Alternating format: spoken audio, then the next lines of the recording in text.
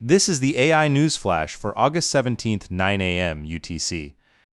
First up, OpenAI has disbanded its Preparedness team, the unit dedicated to guarding against catastrophic AI risks. The Financial Times and others reported the move, which was carried out quietly at the end of July. The team's mandate was to assess whether frontier models pose serious risks, such as rogue systems hacking other companies or enabling biological threats, and to design mitigations. Rather than keeping a dedicated safety unit, OpenAI split the work by domain, distributing bio and cyber risk assessment across existing teams. Dylan Scandinaro, who led the group, has reportedly shifted his focus to the risks of self-improving AI systems. This is the third safety-focused team dissolved in roughly 2 years. The AGI Readiness team was shut down in 2024. The Mission Alignment team closed this February, and the departures of Chief Operating Officer Brad Lightcap and Chief Ethics Officer Chloe Bacalar came on top of that. The restructuring lands as the company prepares for what is expected to be one of the largest technology listings in years, sharpening concerns that safety capacity is being scaled back. Next, Chinese AI chipmaker Biren Technology says first half 2026 revenue will come in at up to 22 times the level of a year earlier.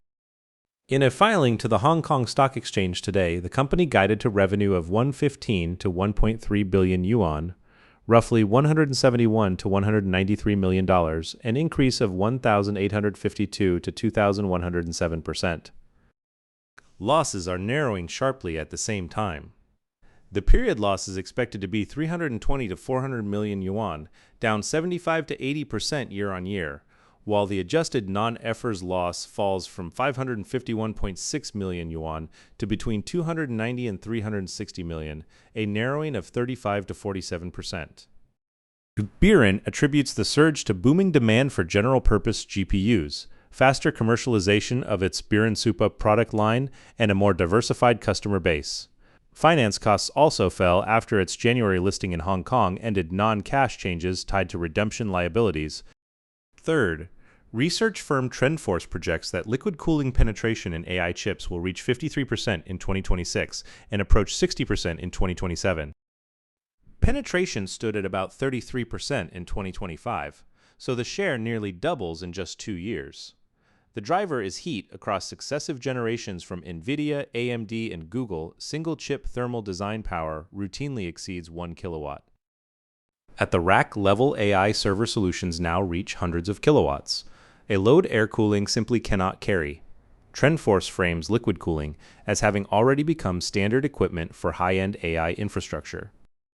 It is a reminder that the AI performance race is shifting from raw compute toward the engineering of power and heat. And finally, Australia's Seeing Machines has launched a physical AI platform aimed at the next generation of humanoid robots.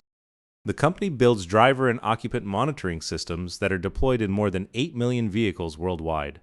It is now extending more than 25 years of human factors and AI research from automotive safety into robotics and industrial automation.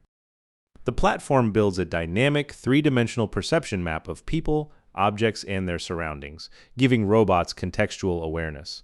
The goal is real-time risk anticipation, so machines can work alongside people safely and intuitively. Target applications span manufacturing, logistics, and healthcare, sectors where human-robot collaboration is expanding fastest. It is a case of in-cabin safety technology becoming a direct route into physical AI. That's all for this AI News Flash.